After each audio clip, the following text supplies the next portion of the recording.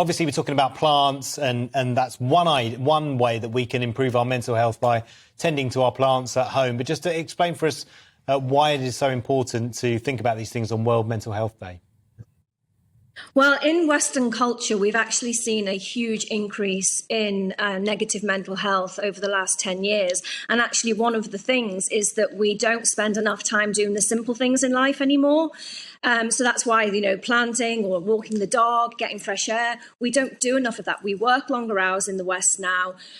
We don't have that break from work. We have our mobile phones, our laptops. So there isn't a break. We have social media. Our lives are so busy now. And I think that's what we get wrong in the West, is that we're too busy doing things rather than just taking time out to do simple things in life. And we're getting it really wrong when you look at the statistics. I mean, this stopped me in my tracks this morning. Someone dies from suicide in the UK every 90 minutes. 5,000 of those deaths were in England alone in 2021, and 3/4 of these suicides are men. Yeah, and I see this. I run a clinic, and I've seen a huge increase in mental health issues, a huge increase in mental health issues with men and young people as well. It's really alarming, the number of young people who are suicidal, and that increased in lockdown. Absolutely, there was a negative impact of lockdown, but we're seeing huge increases and a huge amount of serious mental health conditions as well. I mean, I went from working in a hospital in acute mental health setting, and one thing that shocks me is that in the general population, I'm seeing really serious mental health issues day in, day out. Yeah, how much is the cost of living crisis contributing to those mental health issues? Hugely. Poverty is such a risk factor for mental health issues.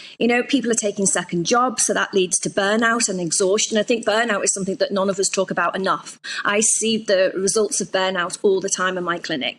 People are worried. How are they going to afford things? They're worried about, feeding their children. This is going to have... I really am concerned about what's coming in the next few months in terms of mental health. It's only going to get worse.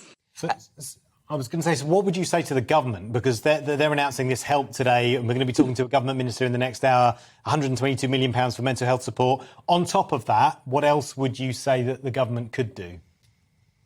To be honest, don't get me started on mental health provision. It is awful.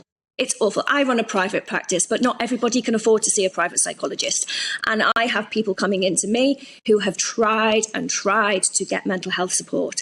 And they get, the GPs do all they can, but they offer medication, but they don't get the one-to-one, face-to-face help that they need from a psychologist or a counsellor. So it's just not working.